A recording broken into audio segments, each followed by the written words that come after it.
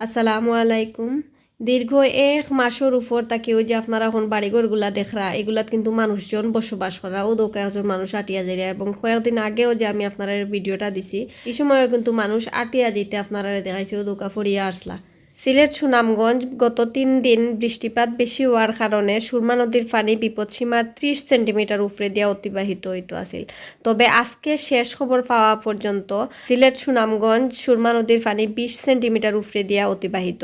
সুনামগঞ্জের আগের চলমান বন্যার পানি যদিও কিছু কিছু গ্রাম তাকি নামতে শুরু হয়েছিল বা কিছু কিছু গ্রাম তাকি লামি গেছিল, কিন্তু এখন কিন্তু আবার আজকে দেখা গেছে যে নতুন করে অনেকগুলা গ্রাম আসলে বন্যায় প্লাবিত হয়েছে। বিশেষ করে সুনামগঞ্জ সদর, বিশাম্বরপুর, তাহিরপুর মানে প্রায় শতাধিক গ্রাম আসলে আজকে নতুন করে প্লাবিত হয়েছে সুনামগঞ্জের। এবং রাস্তাঘাটের কথা যদি হয়, সুনামগঞ্জের যে রাস্তাগুলাত ফানি আছিল, যেগুলা তাকি ফানি নামতে শুরু হয়েছিল বা যেগুলা তাকি নামি গেছিল, এগুলা কিন্তু আবার আজকে সকালে ফানি প্রবেশ করছে এবং যান চলাচল বা যান যোগাযোগ একেবারেও কিন্তু বিচ্ছিন্ন।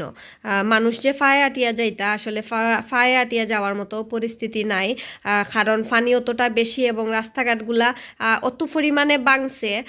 এখন কিন্তু একমাত্র যোগাযোগ ব্যবস্থা নৌকা। জেলা প্রশাসন তাকে জানানো হয়েছে এই বছরের বন্যায় সুনামগঞ্জের প্রায় 22,000 ঘর বাড়ি মানে কাঁচা এবং আধা কাঁচা ঘর বাড়ি বন্যায় বিধ্বস্ত হয়েছে। এবং আবার কিন্তু সুনামগঞ্জ পানি বাড়তে শুরু হয়েছে। ভারতীয় পাহাড়ি ঢল এবং বৃষ্টিপাতের কারণে কিন্তু আবার সুনামগঞ্জ বন্যার পরিস্থিতি অবনতির দিকে যার।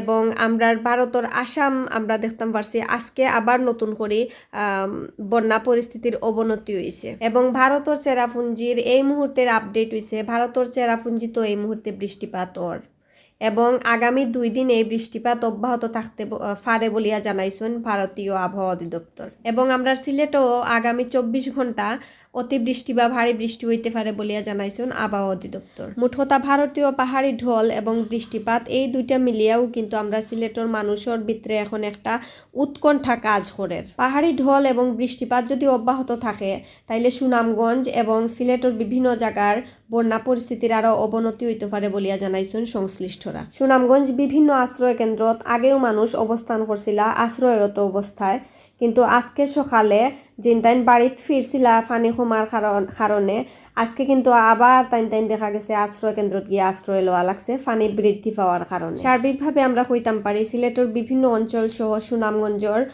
বিভিন্ন বাড়িঘর বা রাস্তাঘাট বন্যার কারণে যে বিধ্বস্ত হয়েছে তা আসলে কোন পর্যায়ে গিয়া কবে নাগাদ গিয়া আসলে সারানি সম্ভব হইব এটা নিয়ে সিলেট সুনামগঞ্জ মানুষের এখন প্রচুর দুশ্চিন্তা। সব ভালো থাকুকা, সুস্থ থাকুকা। আসসালামু আলাইকুম, আল্লাহ হাফিজ।